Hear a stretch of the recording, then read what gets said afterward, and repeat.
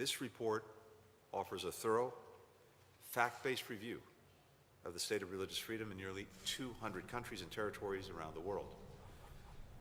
We produced this document every year since 1998, starting under the leadership of then Secretary Albright, whose life and legacy we continue to celebrate. Back then, the Office of International Religious Freedom, which leads its annual process of drafting a report, was the only government entity in the world charged with monitoring and defending international religious freedom. Now, more than 2 decades later, we have over 35 governments and multilateral organizations that have created offices that are dedicated to this story. And I'd like to thank the office for its efforts again this year under the leadership of Ambassador Blinken. This team has done remarkable work, and I very much appreciate the efforts. I also want to thank the hundreds of State Department officials around the world who gather information, conduct fact-finding. It's actually part of this report. All of us are indebted to civil society, faith leaders, religious organizations, human rights groups, journalists, and others who share their perspectives on the analysis and who do critical work to promote religious freedom every day in every part of the world. When Secretary Albright first introduced this report, she noted that from our earliest days, Americans have believed, and I quote, nations are stronger and the lives of their people richer when citizens have the freedom to choose, proclaim, and exercise their religious identity. Indeed, religious freedom is the first freedom enshrined in our Constitution's Bill of Rights. It's been recognized by nations around the world as a human right, including in the Universal Declaration of Human Rights. Respect for religious freedom isn't only one of the deepest held values and a fundamental right. It's also, from my perspective, a vital foreign policy priority. Here's why. We know that when the fundamental right of each person to practice their faith or to choose not to observe a faith is respected, people can make their fullest contributions to their community's successes. Entire societies are better off. On the other hand, when governments deny this right, it ignites tension, it sows division, it often leads to instability and conflict. This year's report includes several countries where we see notable progress, thanks to the work of governments, civil society organizations, and citizens. For example, last year, the Kingdom of Morocco launched an initiative to renovate Jewish heritage sites, like synagogues and cemeteries, and to include Jewish history in the Moroccan public school curriculum. In Taiwan, authorities are making it easier to report employers who refuse to give their workers a weekly rest day in order to attend religious services. In Timor-Leste, the new president, Ramos Horta, recently pledged to defend the rights of all citizens, regardless of religious background. And in Iraq, national leaders welcomed Pope Francis for the first ever papal visit to the country, where he conducted Christian and interfaith ceremonies in Baghdad, in Mosul, and in the Iraqi Kurdish region. One local leader from the city of Nasiriyah, Sheikh Haider al-Dubaisi, later reflected on the Pope's visit, and he said, and I quote, "He came even though he could barely walk. He sent a message not only to Iraqis, but to the whole world, that Islam and other religions can sit together peacefully." Sitting together peacefully. Ultimately, this report is about spreading that kind of progress to more parts of the world. Unfortunately, the report also shows that we have more work to do. In many parts of the world, governments are failing to respect their citizens' basic rights. Some governments continue to use blasphemy and apostasy laws which ban defamation and renunciation of religion to police the language of religious minorities. Others curtail expressions of religious belief, like restrictions on religious attire. And all societies, including our own and across Europe, must do more to combat rising forms of hate, including anti-Semitism and anti-Muslim sentiment. To highlight a few examples, in March, based on extensive legal review of the evidence, I made the determination that Burma's military had committed genocide and crimes against humanity with the intent to destroy predominantly Muslim Rohingya in 2017. Intent that was evidenced by, among other things, attacks on mosques, the use of religious and ethnic slurs, the desecration of Qurans, among, again, many other actions. In Eritrea, only 4 religious groups are permitted to practice their faith freely, while members of other religious minority groups have been detained, arrested, forced to renounce their faith as a precondition for their release. In Saudi Arabia, we recognize the important recent moves to increase interfaith dialogue and religious tolerance. However, publicly practicing any faith other than Islam remains illegal, and the government continues to discriminate against members of religious minority communities. China continues its genocide and repression of predominantly Muslim Uyghurs and other religious minority groups. Since April 2017, more than 1 million Uyghurs, ethnic Kazakhs, Kyrgyz, and others have been detained in internment camps in Xinjiang. PRC continues to harass adherents of other religions that it deems out of line with Chinese Communist Party doctrine, including by destroying Buddhist, Christian, Islamic, and Taoist houses of worship, and by erecting barriers to employment and housing for Christians, Muslims, Tibetan Buddhists, and Falun Gong practitioners. In Afghanistan, conditions for religious freedom have deteriorated dramatically under the Taliban, particularly as they crack down on the basic rights of women and girls to get an education, to work, to engage in society, often under the banner of religion. Meanwhile, ISIS-K is conducting increasingly violent attacks against religious minorities, particularly Shia Hazaras. In Pakistan, at least 16 individuals accused of blasphemy were sentenced to death by Pakistani courts in 2021, though none of these sentences has yet to be carried out. Beyond these countries, the report documents how religious freedom and the rights of religious minorities are under threat in communities around the world. For example, in India, the world's largest democracy and home to a great diversity of faiths, we've seen rising attacks on people in places of worship. In Vietnam, where authorities harass members of unregistered religious communities. In Nigeria, where several state governments are using anti-defamation and blasphemy laws to punish people for expressing their beliefs. The United States will continue to stand up for religious freedom around the world. We'll keep working alongside other governments, multilateral organizations, civil society to do so, including next month at the United Kingdom's Ministerial to Advance Religious Freedom.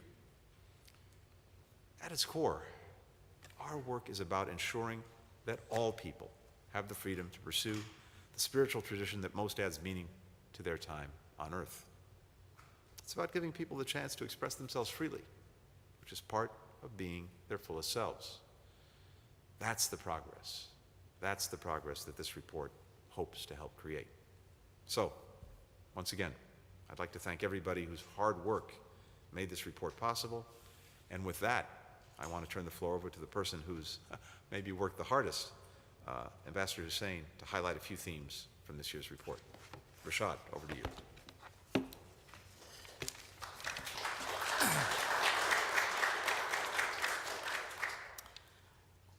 Thank you so much, Mr. Secretary. I'd like to thank President Biden, Vice President Harris, Secretary Blinken for leading United States global efforts to defend and advance human rights, including international religious freedom for all people everywhere. And I'm grateful to our colleagues in government and to thousands of civil society partners in the United States and around the globe, partners from all political and faith backgrounds who were instrumental in developing the report. Religious freedom is a critical part of the American story. Our nation was founded centuries ago by individuals fleeing religious persecution. It is natural then that freedom of religion was enshrined in America's founding documents, including in the First Amendment to our Constitution and our Bill of Rights. Freedom of religion is also a universal right enshrined in several international instruments and covenants, including in the Universal Declaration of Human Rights. Earlier today, we transmitted this year's 2,000-plus page report on international religious freedom to Congress. And I'd like to thank Bob Boehm, his editing team, and our colleagues at embassies and posts around the world for their tireless work in collecting the information that's in this year's report. The report gives voice to countless individuals around the world who have been killed, beaten, threatened, harassed, or jailed for seeking to exercise their beliefs in accordance with the dictates of their conscience. The United States will continue to stand for those who are oppressed all over the world. On the pages of this year's report are stories of individuals who have endured unspeakable persecution. Governments have sought to restrict religious belief, practice, and expression for people across a wide range of belief traditions. Non-state actors have targeted religious groups, attacked places of worship, and vilified religious, ethnic, and racial groups in their hateful narratives, including on social media platforms. From Jehovah's Witnesses in Russia, Jews in Europe, Baha'is in Iran, Christians in North Korea, Nigeria and Saudi Arabia, Muslims in Burma and China, Catholics in Nicaragua, and atheists and humanists around the world, no community has been immune from these abuses. I'd like to lay out 3 key themes in the report. First, too many governments use discriminatory laws and policies and abuse their own people. We have seen 2 genocides of religious minority communities in recent years, in China and in Burma. Second, rising societal intolerance and hatred are fueling violence and conflict around the world. Governments must not sit silent or stand idly by in the face of such oppression. Third, powerful collaboration among civil society, governments, and multilateral partners has led to some progress and provides hope in addressing these complex challenges. To provide concrete examples of how these themes are playing out around the world. First, far too many governments remain undeterred in the repression of their citizens. It comes as no surprise that the People's Republic of China is a glaring example here. The PRC government continued to commit genocide and crimes against humanity against Uyghurs, who are predominantly Muslim, and members of other ethnic and religious minority groups. The PRC uses sophisticated emerging technologies such as AI and facial recognition to surveil and maintain control of its open-air prison in Xinjiang. Behind all the evidence and data, the many reports of deaths in custody, torture, and physical abuse, there are thousands of Uyghur family members. Daughters and sons are desperate to know where their parents are, but are terrified of what news they could discover and are wondering whether they will ever be safely reunited. The PRC government also continued its crackdown on Tibetan Buddhists. Authorities arrested, tortured, and committed other abuses against Tibetans who promoted their language and culture, possessed pictures and writings of the Dalai Lama, or practiced their religion at Buddhist monasteries. Secretary Blinken recently determined that the Burmese military committed genocide and crimes against humanity against Rohingya. Throughout Burma, already vulnerable communities, including civil society leaders and members of religious and ethnic minority groups, continue to face heightened risk of atrocities and other abuses. Following its designation as a country of particular concern for the first time last year, Russia has doubled down on its violations of religious freedom rather than reverse course. Russian courts regularly reach new milestones for excessive prison sentences against individuals exercising their religious freedom, and Russian authorities carry out hundreds of home raids against suspected extremists that frequently include violence. President Putin sought to justify the unprovoked and unjustified invasion of Ukraine through the blatantly false pretext of denazification. The world clearly sees through this lie and is instead witnessing Russia's brutal suppression, including suppression of religious leaders and the appalling destruction of religious sites. Religious freedom conditions in Afghanistan have deteriorated since the Taliban seized control.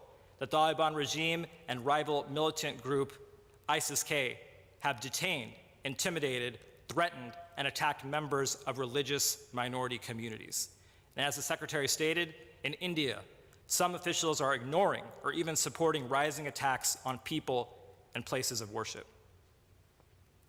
To elaborate further on the report's second theme, there are a number of ways that rising societal intolerance and hatred are fueling violence and conflict around the world. Governments must speak out and protect the vulnerable and marginalized. Anti-Semitism, anti-Muslim hatred, and xenophobia are on the rise in many countries. Democratic backsliding and the rise in nationalism and nativist rhetoric and policies have been used to justify violence towards members of ethnic or religious minority groups and historically marginalized peoples. Social media platforms are used to spread hate speech and to incite violence by vilifying and threatening members of religious minorities. And finally, I'd like to say a little bit more about the report's third theme, how collaboration between civil society and government has created some progress. While this report paints a challenging picture of the state of religious freedom around the world, we remain hopeful about the future. Civil society groups in countries all over the world are essential to this report and to our work. Their advocacy changes laws. It lifts up the names of prisoners, provides lawyers to fight against spurious charges, and pushes governments, including our own, to do the right thing. I've had the opportunity to work with civil society on powerful initiatives, such as the Marrakesh Declaration, which affirms the rights of Christians and other religious minorities in Muslim-majority countries, and the Istanbul Process, which rejects criminalization of blasphemy. Independent and strong civil societies help governments solve problems and better serve their people by shining a light on the issues that matter most. Where civil society thrives, governments operate with more transparency and accountability, creating a tangible impact on the lives of everyday citizens. We must listen to and empower the voices of civil society, including those who dissent from majority views or criticize the government, as we work towards a more just and peaceful future for us all. Change is only possible with the hard work of the groups and individuals dedicated to fighting for these rights. Today, more than ever, we have tools at our disposal to facilitate the flow of information to keep individuals informed. We have mechanisms to shed light on abuses taking place, and we have the means to hold bad actors accountable. We have more partners in this effort now than ever before, including religious leaders. And religion can be such a powerful force for good, and it should never be used to harm people. Our greatest hope is that together we can unite our efforts to ensure respect for freedom of religion or belief for all people around the globe. And we continue to stand in solidarity with all people seeking to exercise their beliefs. Thank you.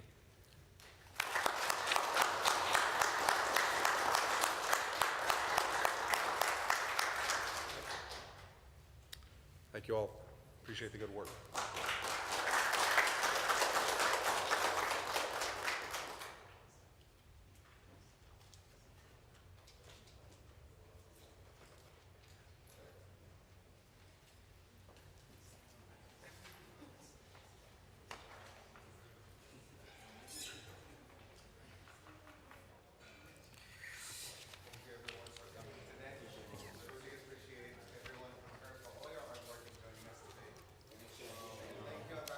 All right, thank you so much. Appreciate it. Yeah, thanks. All right, everyone.